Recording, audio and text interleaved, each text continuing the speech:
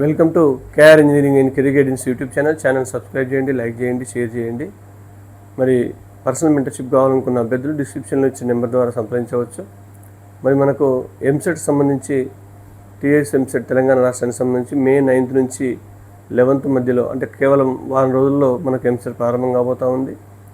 కాబట్టి ఎవరైతే ఎంసెట్ రాసే ఉద్యోగులు మన విద్యార్థులు ఉన్నారో వాళ్ళందరూ తప్పకుండా ఈ వారం రోజులు పూర్తిగా ఎంసెట్పై దృష్టి కేంద్రీకరించండి.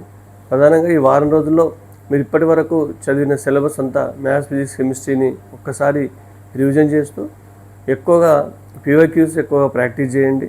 తర్వాత కనీసం 3-4 మాక్ టెస్టులు కానీ గ్రాండ్ టెస్టులు కానీ తప్పకుండా అటెండ్ అవ్వండి.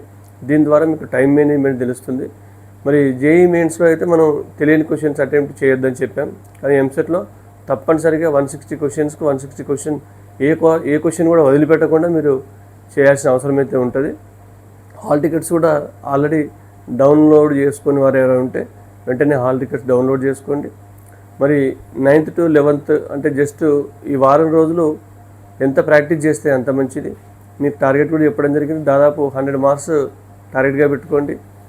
5 నుంచి 10,000 లోపు ర్యాంక్ టార్గెట్గా మీరు ప్రిపేర్ అయితే తప్పకుండా విజయం సాధిస్తారు. కాబట్టి ఎంసెట్ చదువుతున్న ఆస్పిరెంట్స్కి 1 వీక్ ఎంతో కీలకమైందని తెలియజేస్తూ ముగిస్తున్నాను. Thank you.